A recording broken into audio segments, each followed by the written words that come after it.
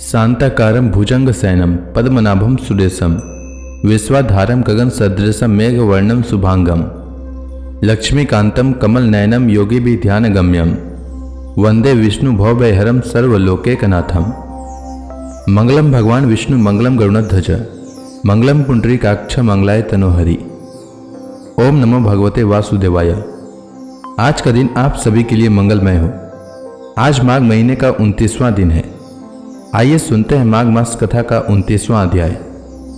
विदुर जी ने मैत्रेय जी से पूछा, ब्राह्मण, प्रजापति दक्ष तो अपनी लड़कियों से बहुत ही स्नेह रखते थे, फिर उन्होंने अपनी कन्या सती का अनादर करके शीलवानों में सबसे श्रेष्ठ श्री महादेव जी से द्वेष क्यों किया? महादेव जी भी चराचर के गुरु, वैर रहित, शांत मूर्ति, आत्माराम और जगत के परम आराध्य देव हैं। उनसे भला कोई क्यों वैर करेगा? भगवान, उन ससुर और दामाद में इतना विद्वेष कैसे हो गया जिसके कारण सती ने अपने दुस्तज्य प्राणों तक की बलि दे दी? यह आप मुझसे कहिए। श्री मैत्रेय जी ने कहा, विदुर जी, पहले एक बार प्रजापतियों के यज्ञ में सब बड़े बड़े ऋषि, देवता, मुनि और अग्नि आदि अपने अपने अनुयायियों के साथ एकत्र हुए थे। उसी समय प्रजापति दक्ष ने भी उस सभा में प्रवेश किया। वे अपने तेज से सूर्य के समान प्रकाशमान थे और उस विशाल सभा भवन का अंधकार दूर किए देते थे। उन्हें आया देख ब्रह्मा जी और महादेव जी के अतिरिक्त अग्नि पर्यंत सभी सभासद उनके तेज से प्रभावित होकर अपने अपने आसनों से उठकर खड़े हो गए। इस प्रकार समस्त सभासदों से भली भांति सम्मान प्राप्त करके तेजस्वी दक्ष जगत पिता ब्रह्मा जी को प्रणाम कर उनकी आज्ञा से अपने आसन पर बैठ गए।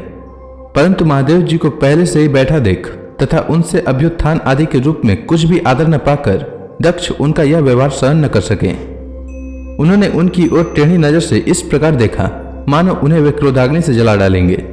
फिर कहने लगे, देवता और अग्नियों के सहित समस्त ब्रह्मर्षि गण, मेरी बात सुने। मैं ना समझी या द्वेषवश नहीं कहता, बल्कि शिष्टाचार की बात कहता हूँ।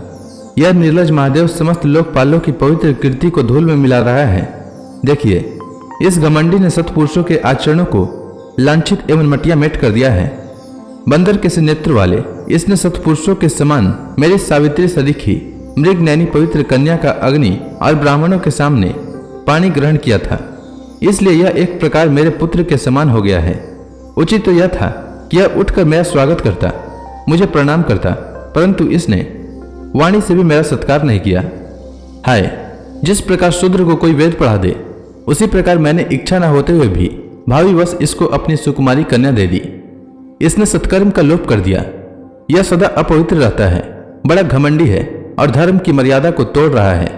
यह प्रेतों के निवास स्थान भयंकर शमशानों में भूत प्रेतों को साथ लिए घूमता रहता है। पूरे पागल की तरह सिर के बाल बिखरे नंग धड़ंग भटकता है, कभी हंसता है, कभी रोता है। यह सारे शरीर पर चिता की अपवित्र भस्म लपेटे रहता है। गले में भूतों के पहनने योग नर मुंडों की माला और सारे शरीर में हड्डियों के गहने पहने रहता है। यह बस नाम भर का ही शिव है, वास्तव में है यह पूरा अशिव, अमंगल रूप। जैसे यह स्वयं मतवाला है, वैसे ही इसे मतवाले ही प्यारे लगते हैं। भूत प्रेत प्रमथ आदि नीरज तमोगुणी स्वभाव वाले जीवों का यह नेता है। अरे, मैंने केवल ब्रह्मा जी के बहकावे में आकर ऐसे भूतों के सरदार, आचरणहीन और दुष्ट स्वभाव वाले को अपनी भोली भाली बेटी ब्याह दी।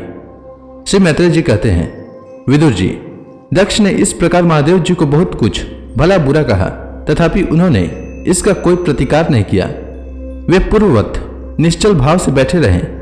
इससे दक्ष के क्रोध का पारा और भी ऊंचा चढ़ गया और वे जल हाथ में लेकर उन्हें साप देने को तैयार हो गए।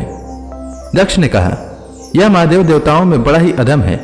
अब से इसे इंद्र, उपेंद्र आदि देवताओं के साथ यज्ञ का भाग न मिले। उपस्थित मुख्य मुख्य सभासदों ने उन्हें बहुत मना किया, परंतु उन्होंने किसी की न सुनी। महादेव जी को साप दे ही दिया। फिर वे अत्यंत क्रोधित हो उस सभा से निकलकर अपने घर चले गए। जब से शंकर जी के अनुयायियों में अग्रगण्य नंदीश्वर को मालूम हुआ कि दक्ष ने साप दिया है, तो वे क्रोध से तमतमा उठे और उन्होंने दक्ष तथा उन ब्राह्मणों को जिन्होंने दक्ष के दुर्वचनों का अनुमोदन किया था, उन्हें बड़ा भयंकर साप दिया। वे बोले, जो इस मरण धर्म शरीर में ही अभिमान करके किसी से भी द्रोह न करने वाले भगवान शंकर से द्वेष करता है, वह भेद बुद्धि वाला मूर्ख दक्ष तत्व ज्ञान से विमुख ही रहे।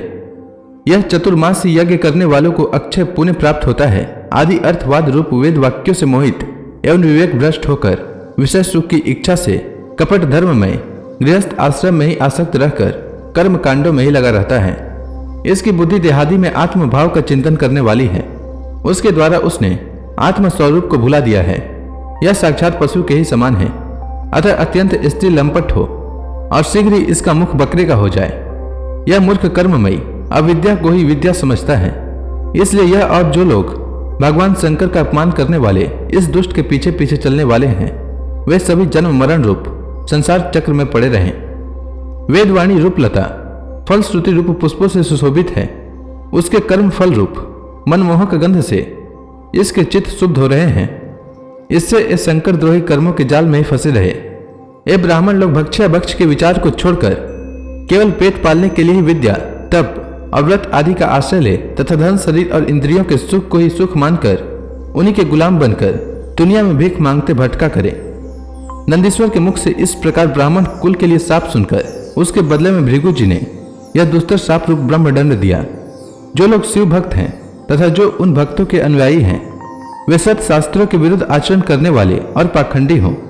जो लोग शौचाचार विहीन, मंदबुद्धि तथा जटा, राख और हड्डियों को धारण करने वाले हैं, वे इस शैव संप्रदाय में दीक्षित हों, जिसमें सुरा और आसो ही देवताओं के समान आदरणीय हैं।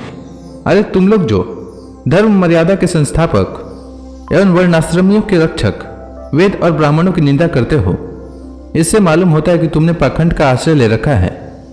यह वेद मार्ग ही लोगों के लिए कल्याणकारी और सनातन मार्ग है। पूर्व पुरुष इसी पर चलते आए हैं और इसके मूल साक्षात श्री विष्णु भगवान हैं।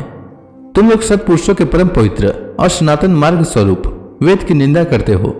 इसलिए उस पाखंड मार्ग में जाओ जिसमें भूतों के सरदार तुम्हारे इष्ट देव निवास करते हैं। श्री मैत्रेय जी कहते हैं, विदुर जी, भृगु ऋषि के इस प्रकार शाप सुनकर भगवान शंकर कुछ खिन्न से हो वहां से अपने अनुयायियों सहित चल दिए। वहां प्रजापति लोग जो यज्ञ कर रहे थे, उसमें पुरुषोत्तम श्री हरि ही उपास्य देव थे और वह यज्ञ 1000 वर्ष में समाप्त होने वाला था।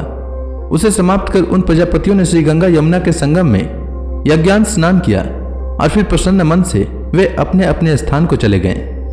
तो इसी के साथ यह अध्याय समाप्त हुआ। इसके आगे की कथा मैं कल के अध्याय में सुनाऊंगा।